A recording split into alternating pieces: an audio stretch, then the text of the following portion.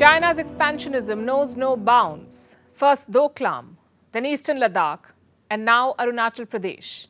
China has launched a new campaign to provoke India. It is renaming parts of Arunachal Pradesh.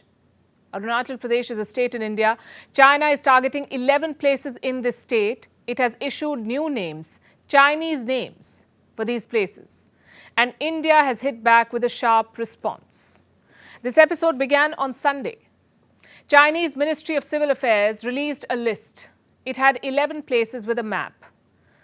All these places are in the Indian state of Arunachal Pradesh, and China is claiming all of these as Chinese territory. Beijing says these places are part of what it calls southern Tibet. It has a Chinese name for Arunachal Pradesh. Beijing calls it Zhangnan.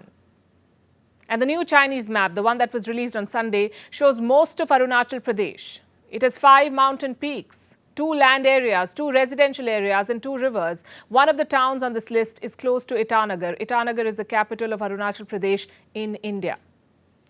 So China is taking claim by giving Chinese names to Indian towns. And this is not a first. The Chinese have tried this before.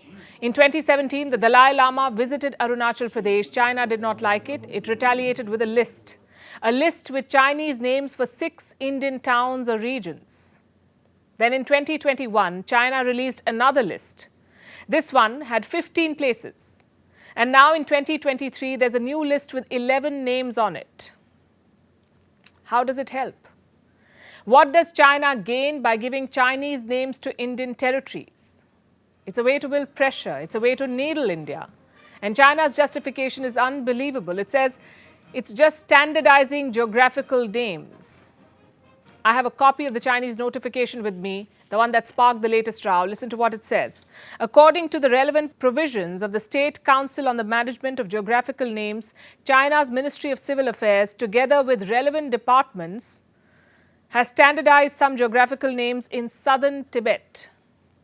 The third batch of supplementary place names for public use in southern Tibet, 11 in total, is now officially announced. It's a carefully worded statement. And it has one clear takeaway. This order came from the top. China's top leadership is the driving force behind this. And how did we reach this conclusion? Because this is a formal official order released by China's Ministry of Civil Affairs, and this is in line with instructions from China's State Council. The State Council is the cabinet of the Chinese government. So I repeat, the decision came from the top. And China has made a unilateral declaration here. It violates India's sovereignty. What is India's reaction? New Delhi has issued a firm statement. Here's what the Ministry of External Affairs in New Delhi said, and I'm quoting, "This is not the first time China has made such an attempt. We reject this outright. Arunachal Pradesh is, has been, and will always be an integral and inalienable part of India. Attempts to assign invented names will not alter this reality." So that's a clear message from New Delhi. And this statement, like similar statements in the past, will not alter the reality that China claims the whole of Arunachal Pradesh. This is a long-standing dispute. India and China share a border that is 3,488 kilometers long. The border is not demarcated, and China misuses this fact. There are repeated flare-ups. The border is divided into 3 areas: the western sector, which is around Ladakh, the middle sector that covers Himachal Pradesh and Uttarakhand. Tibet is on the other side of this boundary, that's the middle sector. And the third area is the eastern sector, around Arunachal Pradesh and Sikkim. And this is the area, the eastern sector, that we're talking about today. Now, time for a quick history lesson. The boundary in the eastern sector is called the McMahon Line. It is the de facto border. It was drawn in the year 1914 during the British Raj. I'm talking about the famous Shimla Convention. That's when leaders from Britain, China, and Tibet met. The convention was called to settle the boundary dispute. At that time, Tibet was still free, and China was trying to push its claims on the region. India was still under the British rule. This is 1914.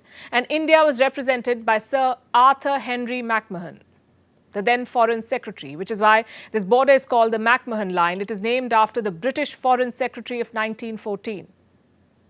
So in Shimla, they presented a proposal to resolve the border dispute. But China refused to sign it. Because China said it owns Tibet and that Tibet had no independent authority to enter into international agreements. China did not like the fact that Tibet was being represented as a separate entity in this convention.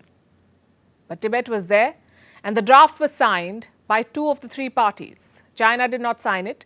The British government that ruled India signed it, and the Tibetan government in Lhasa also signed it. The Tibetans were represented by a man called Paljor Dorje Shatra. He was as good as their prime minister.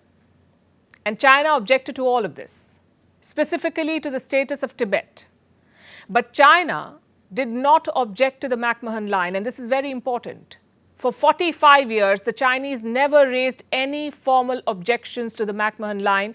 Then in 1959, they shifted abruptly. China's prime minister at the time was Zhou Enlai. In 1959, he wrote a letter to Indian Prime Minister Jawaharlal Nehru. Listen to what he said in that letter. This is the Chinese Prime Minister saying, the so-called McMahon Line was a product of the British policy of aggression against the Tibet region of China and has never been recognized by any Chinese central government and is therefore decidedly illegal. And this is the origin of China's claims on Arunachal Pradesh, a flawed interpretation of history, a version that suits China's expansionist agenda.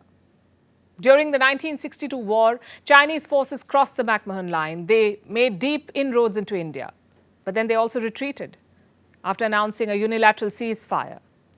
And now, almost 6 decades later, China is reigniting the dispute. It is changing names and staking claim to Arunachal Pradesh, and the timing is typical. Every time there's an important engagement with India, the Chinese side provokes. And this month, India is hosting the defense ministers of the SCO, the Shanghai Cooperation Organization, the SCO. Both India and China are members, and this year, India holds the rotating presidency of this group. China's defense minister is expected to attend the meeting in India, and the Chinese side is playing its old games. The question is, what should India do? Should India reconsider the invite? Or should it host the Chinese and confront them with their claims?